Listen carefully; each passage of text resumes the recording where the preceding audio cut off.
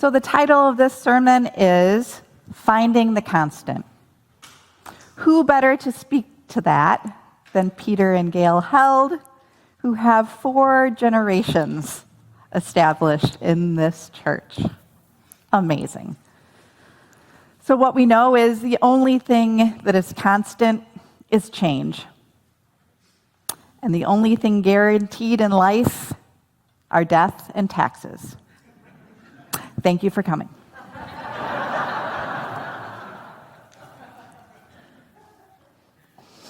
Please pray with me. Creator of all hopes and dreams, we gather today to listen to your whispers and feel your gentle nudges and tugs upon our hearts. Grant us the courage to hear and act with the talents and treasures that you have bestowed upon us. Amen. I don't need to tell you because you feel it, but the weight of the world is upon us. It's heavy. I would say the world is operating at least 10% off its best game. We know this when we deal with people on the telephone in customer service. We know this when we're doing our own tasks. There's typos, there's errors, there's distractions. We have such short memories. We remember the past as easier. It was so carefree. It was perfect. All right, I can't fool you. But there is darkness upon us, and sometimes it feels like we can't see our way forward. And when we look back, the sun shone so brightly upon us. But I'm going to give you a little bit of your own history. I'm going to remind you of who you are, who CCSM was, who it is, but also what it can be. I want to help you remember the shoulders upon which you stand. This church was started as a donation of treasure, land donated for $5 during the years of the Civil War. Back then, it wasn't the fear of what might be happening with a divided electorate. It was really happening. It was brother against brother, bloodied and killed every day, with an estimated 620,000 deaths. The days were dark. In the face of uncertainty, this church begins, and it builds a structure with a steeple, showing hope for the ministries. For almost 40 years, the early members waited for just the right minister to lead them into a stable existence. They hired one almost every year for 5 years. In 1906, an earthquake rocked the foundations of the building. It wasn't the fear of a leaky roof. The steeple really fell off. And then the pastor ran off. Jeez.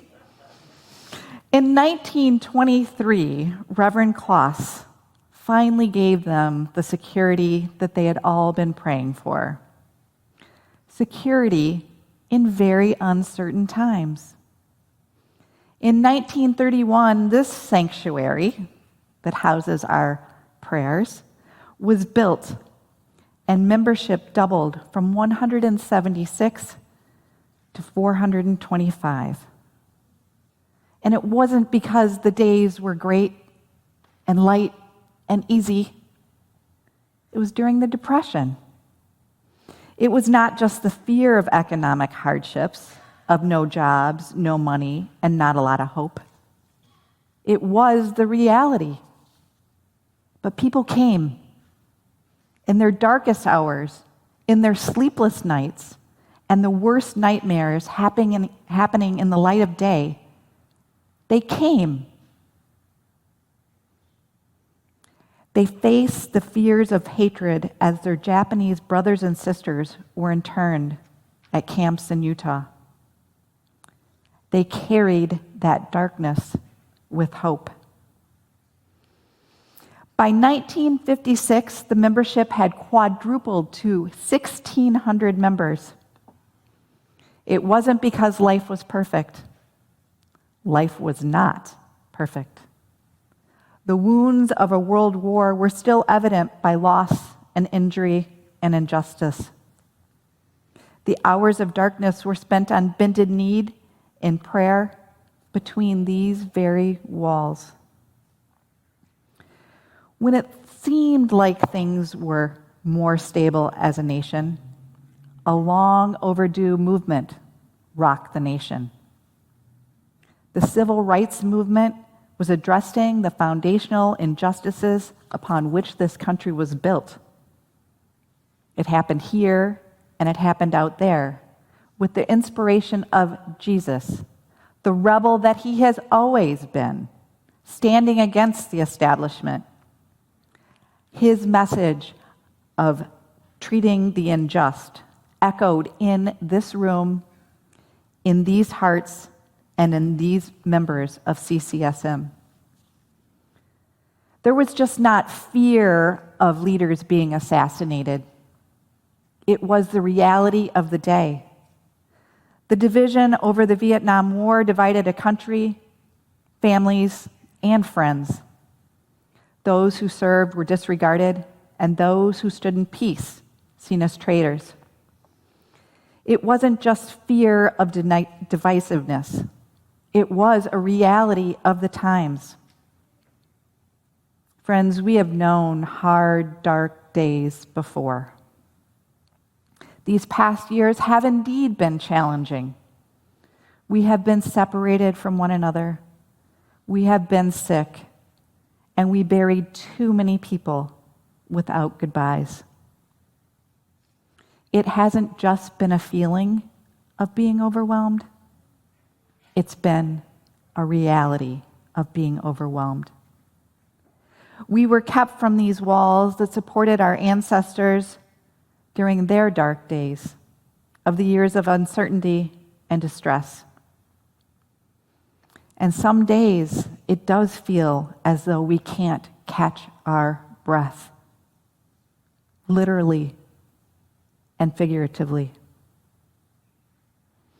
Now that the church has reopened to hold us and our prayers, allowing us to gather in community and be better together rather than scared and alone, we have a choice as to what our historical narrative will be. How will history remember us during this pandemic period? Do we dwindle and walk away to be alone in the darkness of the times? Do we stand in fear of what might happen rather than the truth of our reality? Can we keep perspective? Can we keep hope? Can we keep faith? Can we keep loving one another? Our ancestors, who were the stewards of this church for the last 158 years, said yes to every one of those questions. Yes, we will keep moving into the future despite the heaviness and realities of the day. Yes, we are hopeful. Yes, we are faithful. And yes, love will win. In times of trouble, will it be written that we came together to be stronger?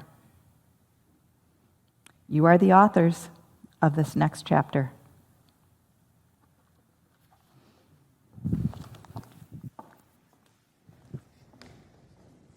Good morning. I'm Gail Held, and I've been part of CCSM my entire life. I was born into this beloved community, as was my sister Allison Schwant, and we've been involved in here for as long as I can remember. Sunday school, youth choir, youth groups through high school. Peter and I even met here at high school youth group, but we didn't start dating until after college. We were married here in 1980, and had our reception in Class Hall. It was kind of a fancy coffee hour with champagne. Our children, Stephen and Kim, were baptized here and were actively involved in all the youth programs at CCSM. Youth choir, bell choir with the Nell, Christmas pageants, organ camp with Angela, and youth groups with Betsy. And they both were married here, Stephen and Laura in 2013, and Kim and Javi in 2015. Our oldest grandson, Jack, was baptized here, but the pandemic has delayed the baptism of our other two grandchildren, Owen and Maya. CCSM has truly been our church home. But what makes a home? It's a place of caring and warmth, of love and concern, and of course, family. Our church family has been an important part of our lives, beginning as we were raising Stephen and Kim. We have made strong friendships over the years with families here at CCSM who have been and who continue to be a source of support and love. Our families have grown up together, learned together, vacationed together, celebrated together, and grieved together. Stephen and Kim are blessed to have been surrounded by so many loving people who have helped them grow into the capable and loving adults that they have become. They grew up knowing that they were supported by church friends who cared about them and who would help them in any way. My hope is that my grandchildren, Jack, Owen, and Maya, will know what it means to be part of a church family. As our world becomes more polarized, it will be important for them to learn to be compassionate and caring. I hope that CCSM will be their church family.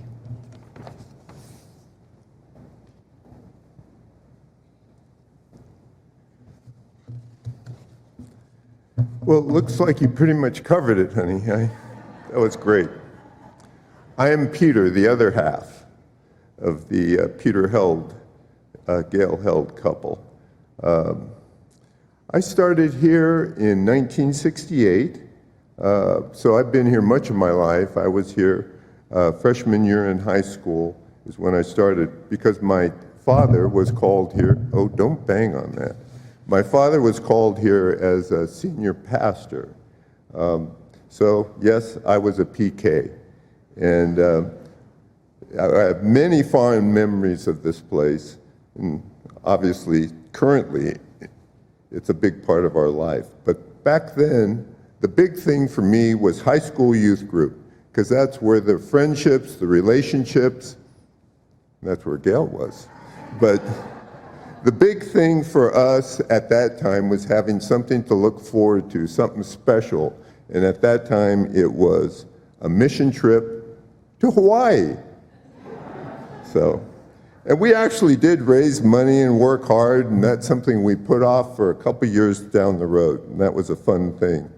And when we were newlyweds, we taught first grade, and later on were adult advisors for the high school youth group.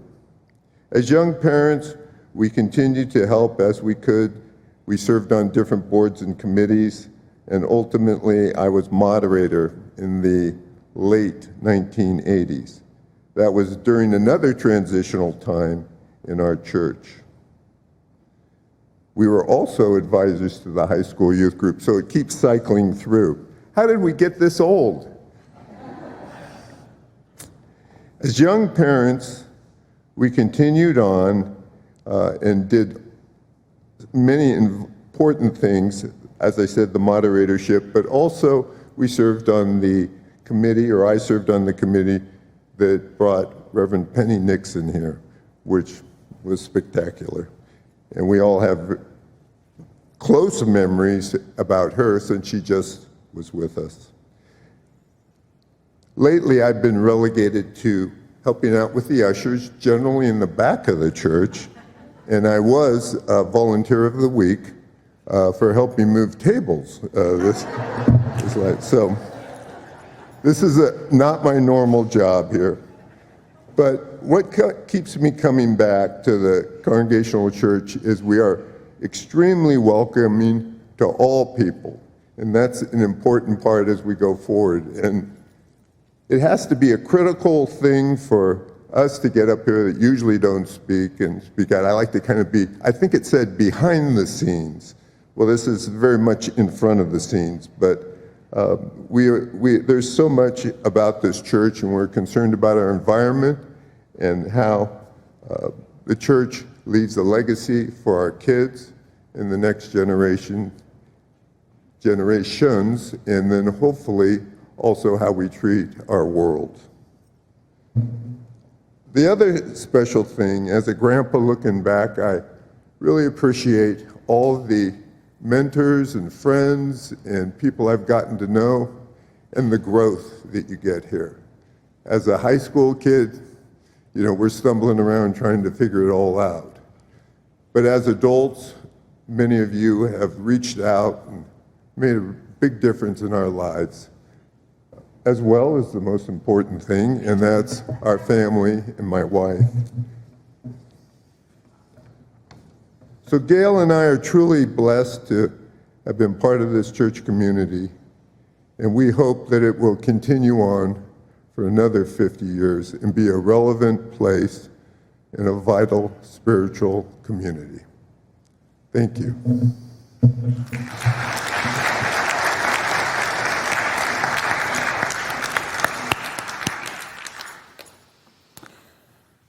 You don't have 4 generations of families